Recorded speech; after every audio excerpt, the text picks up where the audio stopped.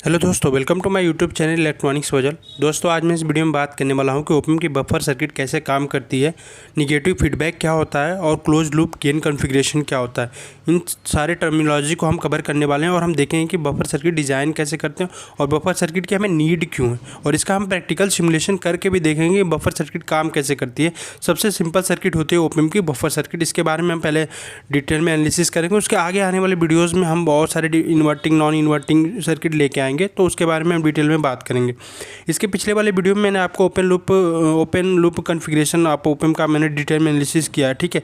और उसमें comparator circuit कैसे काम करता है, वीडियो का लिंक डिस्क्रिप्शन में आप जाके देख लेना। तो अभी मैं थोड़ा सा रिकॉल कर देता हूँ। जो हमारा पास ओपन होता है ना, जो विदाउट फीडबैक होता है, जो ओपन लूप कॉन्फ़िगरेशन कहते हैं, जो ये एक बेसिकली एक कंपैरेटर सर्किट की तरह जब हमें काम कराना होता है तब हम यूज करते हैं, ठीक है। अगर मान लो कि मैं नॉन इन्वर्टिंग टर्मिनल जो पॉजिटिव वाला है उस पर अगर मैं वोल्टेज ज़्यादा देता हूँ नॉन इन्वर्टिंग से, तो हमारा जो आउटपुट आता है प्लस भी सेट आता है। अगर निगेटिव वोल्टेज ज़्यादा है तो माइनस भी सेट आता है। यहाँ पे देख सकते हो 12 वोल्ट प्लस माइनस 12 वोल्ट आता है, ठीक है। तो बेसिकली हमारा जो ओपन है यहाँ पे ना, वो एक्चुअली एक ओपन लूप मेट, मतलब कोई फीडबैक नहीं दिया, ठीक है। तो जो वोल्टेज ज़्यादा होगा, मतलब मान लो कि मेरा जो पॉजिटिव वोल्टेज अगर निगेटिव वोल्टेज से ज़्यादा है तो मुझे प्लस बी सेट मिलेगा, मतलब जो पॉजिटिव सप्लाई है वो मिलेगी। अगर निगेटिव वोल्टेज ज़्यादा है तो निगेटिव वोल्टेज सप्लाई ज़्यादा मिलेगी, ठीक है। यहाँ पे आप देख सकते हो, इसका सिंपल सा लॉजिक है, हाई लो ले सकते हो, ठीक है। अगर आपने निगेटिव जो सप्लाई वोल्टेज उसको ग्राउंड कर दोगे तो आपको जीरो आउटपुट मिलेगा, ठीक। तो ये बेसिक होता है जब हम कंपैरेटर सर्किट की बात करते हैं या ओपन लूप गेन कॉन्फ़िगरेशन की बात करते हैं, ठीक है। मैंने पहले वीडियो में पूरा कवर कर रखा है। अब इसमें क्या होता है कि जो भी आप स्मॉल सिग्नल देते हो, ठीक, अगर पॉजिटिव का वोल्टेज ज़्यादा है तो आपको आउटपुट भी बहुत ज़्यादा मिलता है, ठीक है। आप कंट्रोल नहीं कर सकते उस केस में, जो भी आपका पावर सप्लाई होगा वही आपको आउटपुट देखने को मिल जाएगा। ओपन लूप में यही कॉन्सेप्ट होता है, ठीक है। अब स्मॉल सिग्नल दोगे आपको हाई आउटपुट मिल जाएगा, ठीक है। अब क्या होता है कि गेन जो है ना ओपन लूप का बहुत इनफाइनाइट होता है, ठीक है। हम आइडियली इनफाइनाइट कंसीडर करते हैं, ठीक है। अब यहाँ पे रोल होता है इसका, जब हम निगेटिव फीडबैक की बात करते हैं तो यहीं पे उसका क्लोज लूप गेन का रोल प्ले होने लगता है, ठीक है। अब होता क्या है कि जो भी आप फीडबैक देते हो उससे क्या होता है कि अपना जो गेन है ना, वो गेन को कंट्रोल कर सकते हो by changing the value of R2 and R1, ठीक है। अब होता क्या है, जैसे मान लो आप ओपन लूप कॉन्फ़िगरेशन तो मैंने आपको दिखा दिया, ये देख सकते हो आप, ये क्लोज लूप कॉन्फ़िगरेशन है। आउटपुट से आपको देख रहे हो निगेटिव टर्मिनल पे एक फीडबैक पाथ मिल रहा है, ठीक है। तो ये होता है निगेटिव फीडबैक, ठीक है। निगेटिव टर्मिनल पे आप आउटपुट से फीडबैक दे रहे हो, ठीक है। अब इसके दो इंपॉर्टेंट रूल्स होते हैं, ठीक है। पहला रूल्स ये है कि जो आपका जो करंट होता है ना, जो ओपन का इनपुट करंट या आउटपुट करंट होता है ना, वो बेसिकली ज़ीरो होता है, ठीक है। जैसे कि आपको पहले वीडियो में मैंने बताया था कि जो इनपुट इम्पीडेंस होता है ना ओपन की, वो बहुत हाई होता है, इनफाइनाइट हम आइडियली कंसीडर करके चलते हैं, ठीक है। तो यहाँ पे जो इनपुट करंट जाता है ना, जिसको हम एक तरीके से आप डेटा शीट जब आप रीड करोगे तो उसमें कुछ दिया रहता है, input bias current, input offset current, वो प्रैक्टिकली होता है। लेकिन आइडियली हम जीरो कंसीडर करते हैं कि जो करंट ओपन में जा रहा है और जो आ रहा है वो जीरो होता है, ठीक है। तो ये रूल नंबर फर्स्ट है जो आपको हमेशा ध्यान रखना है। प्रैक्टिकली हम कुछ ऑफसेट करंट होता है जो नैनो एम्प्स में दिया रहता है, वो डेटा शीट में मेंशन किया रहता है, ठीक है। तो उसके बारे में भी हम डिटेल में बात करेंगे जब हम ओपन की डेटा शीट के बारे में बात करेंगे, तो मैं आपको वहाँ पे डिटेल ओवरव्यू दूंगा, ठीक है। अब दूसरा रूल जो होता है ना, वो बहुत ज़्यादा ही इंपॉर्टेंट होता है, तो हम इस रूल को एनालाइज करते हैं डिटेल में। जो open tries to keep the inputs the same voltage, ठीक है। तो ओपन जब भी आप निगेटिव फीडबैक में अपडेट करवाओगे, एक चीज़ इंपॉर्टेंट है, हमेशा निगेटिव फीडबैक की हम बात करेंगे, ठीक है। तो जो आप इनपुट वोल्टेज दोगे ना, जैसे मान लो मैंने positive pay input voltage 5 volt दिया, ठीक है। तो आपको जो निगेटिव टर्मिनल दिख रहा है ना, वहाँ पे भी सेम वोल्टेज आएगा, ठीक है। इसको हम बोलते हैं वर्चुअल ग्राउंड कंसेप्ट। ये ओपन का इंटरनल सर्किट की वजह से इसका इनपुट इम्पीडेंस बहुत ज़्यादा हाई होता है, तो ये वर्चुअल कंसेप्ट निगेटिव फीडबैक में ही हमेशा लागू होता है, ठीक है। तो आपको ये चीज़ हमेशा ध्यान रखनी है कि वर्चुअल कंसेप्ट तभी लगेगा जब आपका निगेटिव फीडबैक हो, ठीक है। तो जो इनपुट वोल्टेज आप दोगे ना, पॉजिटिव पे मान लो 5 वोल्ट दिया तो निगेटिव पे भी 5 वोल्ट हो जाएगा, ठीक है। तो ये होता है बेसिकली एक इंपॉर्टेंट कंसेप्ट जिसको हम बोलते हैं virtual ground concept of the open. तो ये हमेशा याद रखना, क्योंकि बहुत सारी सर्किट जो है ना इसी वर्चुअल ग्राउंड कंसेप्ट का यूज करके हम सॉल्व करते हैं, चाहे वो आप एक सिंपल सा डिफरेंशियल एम्पलीफायर ले लो, या तो फिर आप कोई फ़िल्टर ले लो, या फिर कोई भी आप एम्पलीफायर सर्किट ले लो, इसी कंसेप्ट का यूज करते हैं। ठीक है दोस्तों अब हम बात करने वाले हैं ओपेम के सबसे इंपॉर्टेंट सर्किट, और जो कि बहुत ही सिंपल सर्किट होती है, बफर सर्किट। ठीक है, तो बफर सर्किट बेसिकली काम कैसे करते हैं, इसका हम प्रैक्टिकल सिमुलेट भी करके देखेंगे कि बफर सर्किट काम कैसे करती है और ये इतना इंपॉर्टेंट सर्किट क्यों होती है। ठीक है, तो जो हमारा बफर होता है ना, बेसिकली बफर का मतलब ये होता है कि जो हमारा आउटपुट वोल्टेज होगा ना, वो इनपुट वोल्टेज के इक्वल होगा। ठीक है, अब आपके सामने यहाँ पे आपको मैंने जो इंपॉर्टेंट पॉइंट आपको बताया वही आपको इलेबोरेट करूँगा। ठीक है, आप देख सकते हो जो मैंने पॉजिटिव टर्मिनल पे इनपुट वोल्टेज लगाया है ना, वही वोल्टेज आपको निगेटिव टर्मिनल पे देखेगी, और वो निगेटिव वोल्टेज आपको आउटपुट पे डायरेक्ट कनेक्ट है। ठीक है, तो यहाँ पे जो आउटपुट वोल्टेज है आपको इनपुट वोल्टेज के इक्वल दिखेगी। ठीक है, अब आपने इनपुट जो है ना पॉजिटिव टर्मिनल पे अप्लाई किया, तो जो हमारा आउटपुट वोल्टेज होगा ना वो भी पॉजिटिव होगा। ठीक है, अगर आप नेगेटिव टर्मिनल पे वोल्टेज अप्लाई करते हो तो आपका आउटपुट जो है नेगेटिव आता है। ठीक है, तो ये बेसिक चीज़ आपको हमेशा याद रखनी है। ठीक है, अब रूल की बात करता हूँ, तो आप जैसे ही 1 वोल्ट यहाँ पे अप्लाई किए ना, 1 वोल्ट अप्लाई किया तो सेम आपको आउटपुट पे 1 वोल्ट देखने को मिल जाएगा। ठीक है, क्योंकि ये एक सिंपल सा बफर सर्किट है, कोई भी इसमें सिर्फ जैसे फीडबैक रजिस्टर्स नहीं लगे हैं जिसकी वजह से गेन होगा। ठीक है, अगर वो गेन होता है तो उसको हम इन्वर्टिंग सर्किट वगैरह के डिटेल अगले वीडियोज़ में बात करेंगे कि नॉन इन्वर्टिंग इन्वर्टिंग सर्किट क्या होती है और उसका गेन कितना कैसे कैलकुलेट करते हैं। ठीक है, अभी हम देखें तो मैंने बफर पे 1 वोल्ट दिया है तो मुझे आउटपुट 1 वोल्ट मिल रही है। राइट, यहाँ पे देख सकते हो सिंपल सा आपको बफर सर्किट का कॉन्फ़िगरेशन दिख जाएगा। पहला ये दूसरा रूल आपको दिख जाएगा लगते हुए, और यहाँ से आपको आउटपुट 1 वोल्ट मिल जाएगा। ठीक है, अगर मैं इनपुट 2 वोल्ट दूँ, -4 वोल्ट दूँ, -2 वोल्ट दूँ, जितना इनपुट दूंगा उतना आउटपुट मिलेगा। ठीक, ये सिंपल सा बफर सर्किट हो गया। ठीक, यहाँ पे आप देखोगे अभी मैंने क्या किया कि मैंने यहाँ पे 1 वोल्ट दिया था तो 1 वोल्ट मिल रहा है, मैंने -2 वोल्ट दिया तो -2 वोल्ट मिलेगा। ठीक है, अब इस चीज़ को मैं प्रैक्टिकली आपको सिमुलेट करके दिखाता हूँ कि ये बफर सर्किट काम कैसे करती है। ठीक है, तो मैंने क्या किया कि सिंपल सा एक ओप एम्प की सर्किट ले लिया। ठीक है, यहाँ पे आप देख सकते हो मैंने एक निगेटिव फीडबैक अप्लाई कर दिया। ठीक है, आउटपुट पे निगेटिव फीडबैक लगा दिया। ठीक है, और यहाँ पे मैंने 3.3 का इनपुट वोल्टेज पॉजिटिव टर्मिनल पे 3.3 का वोल्टेज अप्लाई कर दिया। ठीक है, अब क्या है कि आपको यहाँ पे आउटपुट 3.3 वोल्ट देखने को मिल जाएगा और इनपुट 3.3 वोल्ट देखने को मिल जाएगा। तो बेसिकली कि ये बफर सर्किट की तरह काम कर रही है। ठीक है, अब जैसे आप यहाँ पे देखोगे कि यहाँ पे मैं जो भी करंट पहले रूल में बताया था कि जो भी आपको करंट यहाँ पे दिखनेगा ना वो 0 हो जाएगा। ठीक है, और यहाँ पे 3.3 जो वोल्टेज है ना वही सेम वोल्टेज आपको निगेटिव टर्मिनल पे देखने को मिल जाएगी।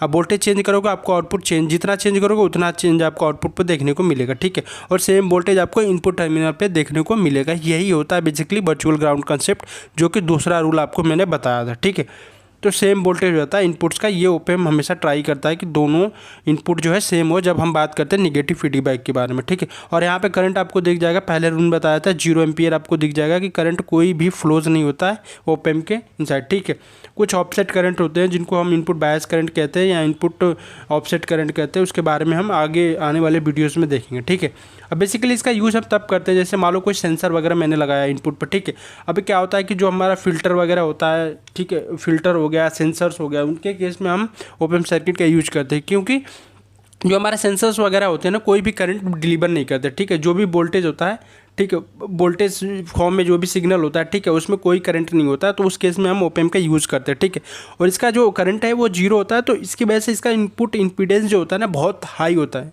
अप्रॉक्सीमेटली इनफाइनाइट हम कंसीडर करते हैं ओपन सर्किट की तरह। ठीक है, लेकिन हमारा जो आउटपुट होता है ना, आउटपुट हमें ओप एम्प जो है ना आउटपुट पे कुछ न कुछ करंट हमें देता है। ठीक है, जिसको हम, और इसकी वजह से इसको वेरी लो आउटपुट इम्पीडेंस कहते हैं। ठीक है, हमें कुछ न कुछ करंट मिल जाएगा 1 मिलीएम्प्स 200 मिलीएम्प्स पे हम कोई ना कोई लोड लगा के इसको ऑपरेट करवा सकते हैं ओप एम्प का यूज करके। ठीक है, उस केस में हम बफर सर्किट का इस वे में हम यूज करते हैं जब हमें कोई भी करंट नहीं देना हो ओप एम्प के थ्रू, और आउटपुट में हमें कुछ लोड लगा के आउटपुट ले सकते हैं। ठीक है, जैसे कि मैं बात करता हूँ, जैसे मान लो मैंने कोई रजिस्टिव लोड लगा दिया। ठीक है, मुझे मान लो 50 मिलीएम्प्स का चाहिए, तो 50 मिलीएम्प का मैंने लोड लगा दिया, वहाँ से मैं आउटपुट ले सकता हूँ। ठीक है, तो बेसिकली यहाँ पे क्या होता है कि जैसे मान लो सेंसर लिया मैंने, 0 यहाँ से करंट मिल रहा है। ठीक है, 0 करंट मिल रहा है, मुझे आउटपुट पे कुछ ना कुछ करंट आ जा रहा है, तो बेसिकली क्या हो रहा है, एक एम्पलीफायर की तरह भी तो काम कर रहा है, करंट एम्पलीफायर की तरह आप कह सकते हो, उस केस में काम कर रहा है। ठीक है, तो यहाँ पे बेसिकली हम बफर सर्किट का यूज़ करते हैं। ठीक है, जहाँ पे हमें करंट इनपुट करंट 0 होता है और आउटपुट में मुझे कुछ डिलीवर करवाना होता है, तो बेसिकली सिंपल सा सर्किट आप यूज कर सकते हो। ठीक, अब मैं इन सारी चीज़ों को समराइज़ कर देता हूँ। पहले मैंने बात किया था ओपन लूप कॉन्फ़िगरेशन के बारे में, जिसका आपको आउटपुट जो है ना एक कंपैरेटर सर्किट की तरह यूज करते हो और इनपुट जो भी देते हो उसका आउटपुट बहुत ज़्यादा मिलता है। ठीक, अब मैंने बात किया था कि बफर सर्किट के बारे में, तो निगेटिव फीडबैक क्या होती है, आउटपुट डायरेक्ट निगेटिव से कनेक्ट होता है, कुछ फीडबैक रजिस्टर अगर हम यूज करते हैं बीच में तो वो है। ठीक है, अब मैं जो ओपैम्प का इनपुट होता है ना वो ट्राई करता है कि दोनों टर्मिनल्स के इनपुट सेम हो जब हम निगेटिव कॉन्फ़िगरेशन की बात करते हैं। इसको हम वर्चुअल ग्राउंड कंसेप्ट कहते हैं। ठीक है, और इसका इनपुट इंपीडेंस बहुत ज़्यादा हाई होता है। ठीक, और करंट बिल्कुल जो होता है ना वो जीरो होता है।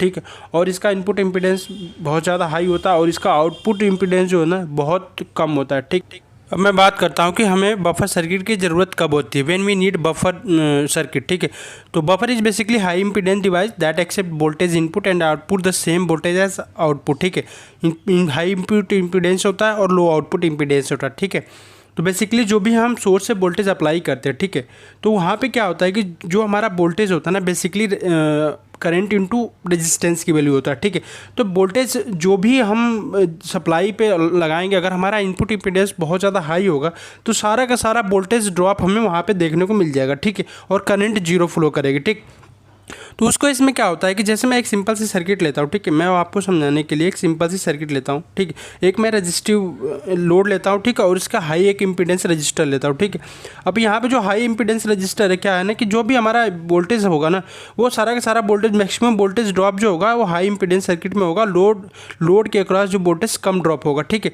उस केस में हम क्या है कि बफर सर्किट का यूज कर सकते हैं। ठीक है, यहाँ पे देख सकते हो कि जो मेरा बफर सर्किट है उसमें जो इनपुट इम्पीडेंस है ना वो बहुत ज़्यादा हाई है और हमारा जो आउटपुट इम्पीडेंस है वो बहुत लो है।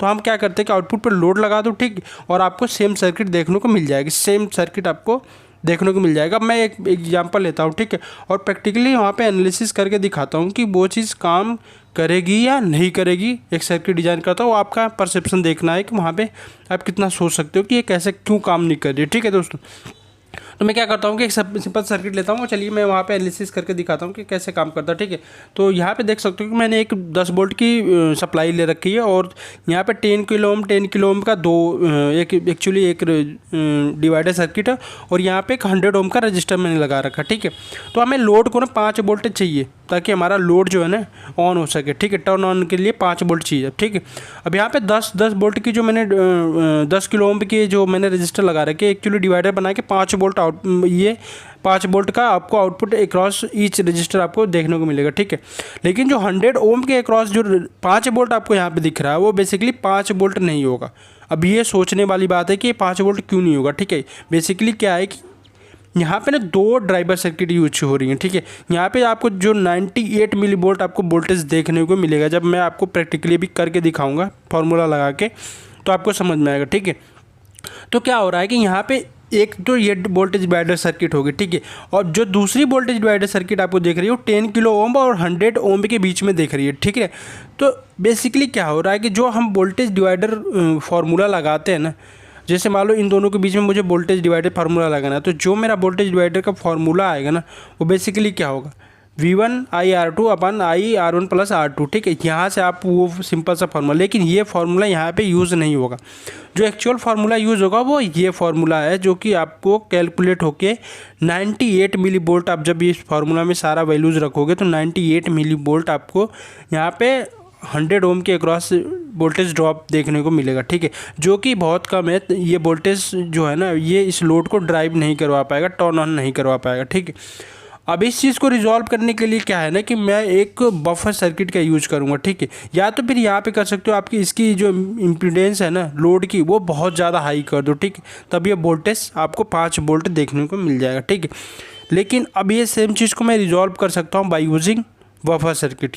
ठीक है, अब यहाँ पे क्या है, देखो जो वोल्टेज डिवाइडर बन रहा है। ठीक है, यहाँ पे क्या है कि इसका इनपुट इम्पीडेंस बहुत ज़्यादा है। ठीक है, तो इसका इनपुट इम्पीडेंस ज़्यादा होने की वजह से क्या है 5 वोल्ट का पूरा यहीं पे कंज्यूम होगा और मैंने यहाँ पे फीडबैक लगा के आपको 5 वोल्ट आउटपुट पे ले लिया और यहाँ पे 100 ओम का रजिस्टर लगा के अब मैंने 5 वोल्ट की सप्लाई दे दी और यहाँ पर मेरा जो रजिस्टर लोड है ना वो टर्न ऑन हो। तो दोस्तों यहाँ पर मैंने बफर के बारे में A to Z पूरा कवर कर दिया है। तो दोस्तों अगर आपको वीडियो अच्छी लगी हो तो please like share and subscribe my YouTube channel electronics puzzle. Thank you so much for watching this video. अगर आपका कोई क्वेरी कमेंट हो तो प्लीज़ आप कमेंट बॉक्स में ज़रूर मेंशन करना।